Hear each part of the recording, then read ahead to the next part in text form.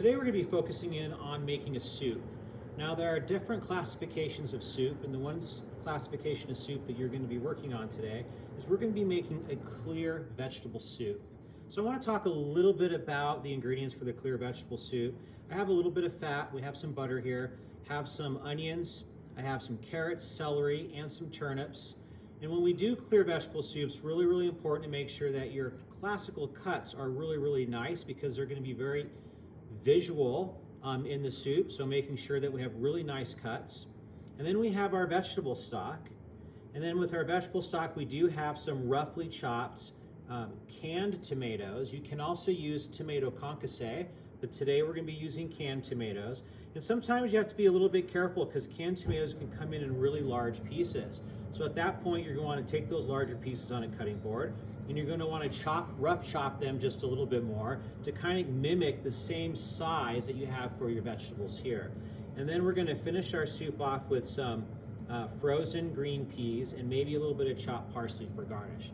So now that we've gone over all the ingredients for a clear vegetable soup, let's go ahead and start putting this together. All right, so I want to start off. I have a pot here on the stove. I have a little bit of a low to medium flame. We want to take some of this fat when we make the soup. We're going to add this into the bottom of our pot here. We don't want to caramelize the butter, so we want to make sure we have a low flame, so heat control is really important. So I'm going to keep my flame a little low and make sure that I coat the bottom of my pan. Then I'm going to add my mirepoix. So I'm going to add my onion, going to add my carrot,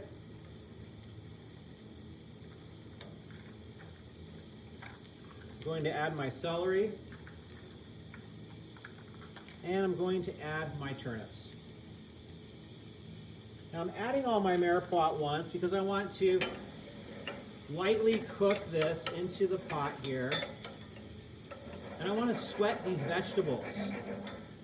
So I'm going to sweat these vegetables in that little bit of fat. I'm going to watch my heat control. I'm going to turn my flame up just a little bit. I do not want to caramelize. I want to keep a nice clear soup, so we don't want any caramelization. We just want to start sweating those vegetables, just so we can start extracting all that flavor into our soup.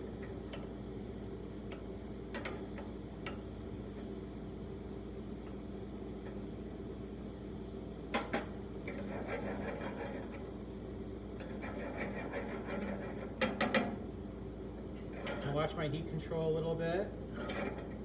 I'm a little dry in the bottom of the pan, so I'm just going to come back. I'm just going to add just a touch more butter to this. I just want to have enough of butter here so that I can sweat these vegetables down.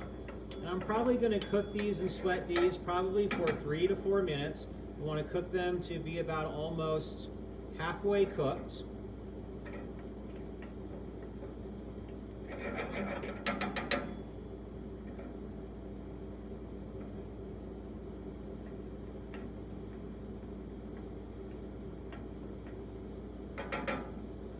Just going to let them sweat.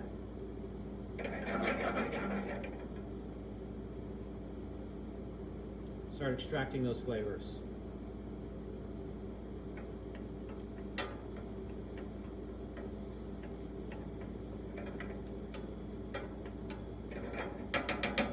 So at this point, now that they've been sweating for about 3 to 4 minutes and they're about cooked halfway, I'm going to turn my heat up just a little bit. And at this stage, I'm going to add my stock. Now, keep in mind that I did not caramelize my mirepoix. I just sweated it so that I can cook it about halfway to extract those flavors. So now I'm going to add my vegetable stock.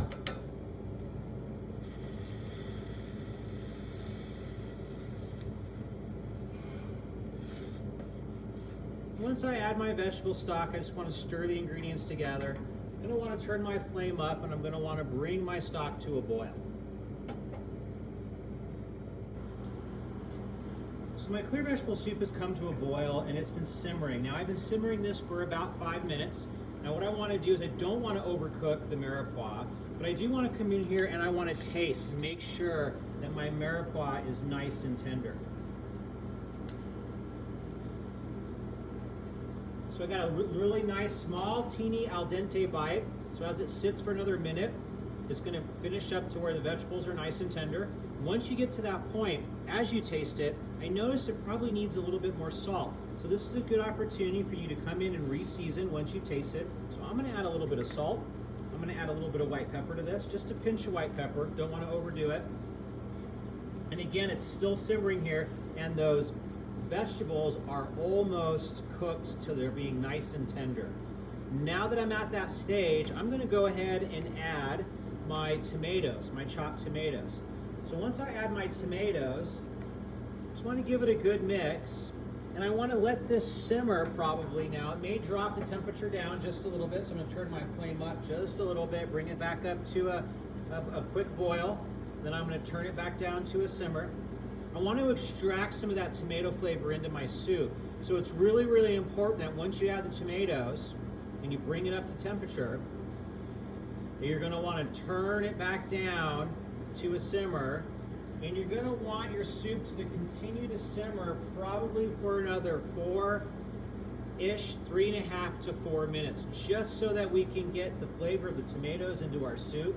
But we don't want to go any more further than about 3 to 4 minutes, because at that point your vegetables are going to be really nice and tender, and you're going to be able to extract some of that nice flavor from the tomato. So really important to give it another 2 to 3 minutes and let those flavors combine. Now that this has been simmering for about another 2 to 3 minutes, I'm going to go ahead and add my peas. This is the last stage. My peas are already kind of flash cooked and they're frozen. So I'm going to add these last second, and I'm going to turn my flame off at this point, and I'm just going to let those peas reheat into that soup. Because if you cook it too much longer, your peas will start to shrivel, and we want to make sure that we're just reheating those peas in the soup. Now at this stage, I'm going to come back in. I'm always going to taste just to make sure that all my seasoning is proper. And I really have really nice vegetable broth flavor. It's seasoned really nice with the salt and pepper.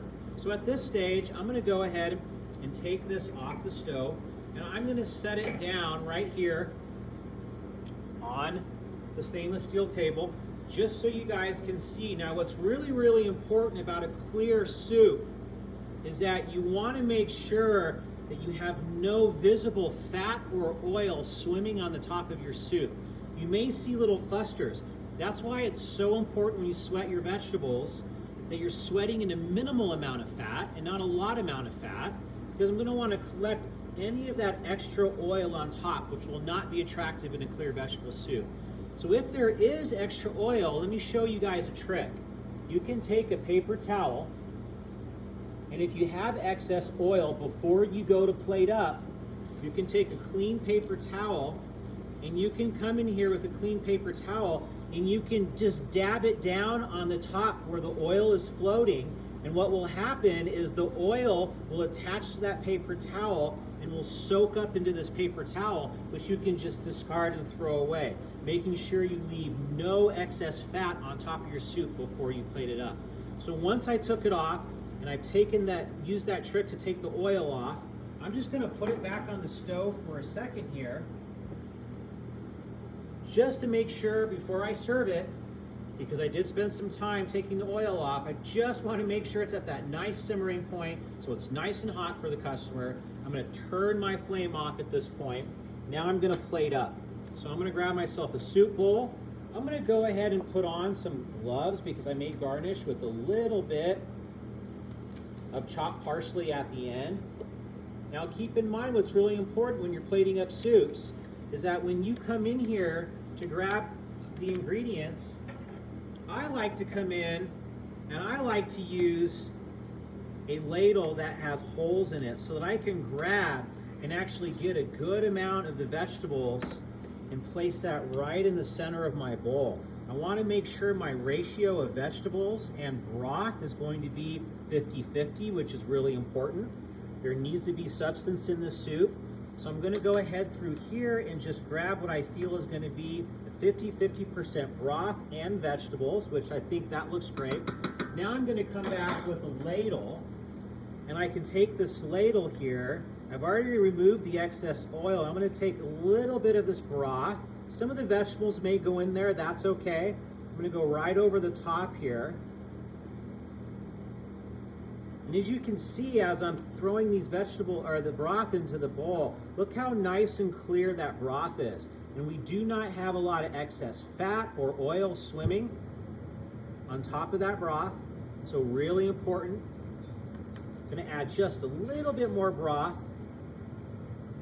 And at this stage, I can come back in with my wooden spoon and I can just make sure that I have that nice ratio of beautiful vegetables and broth.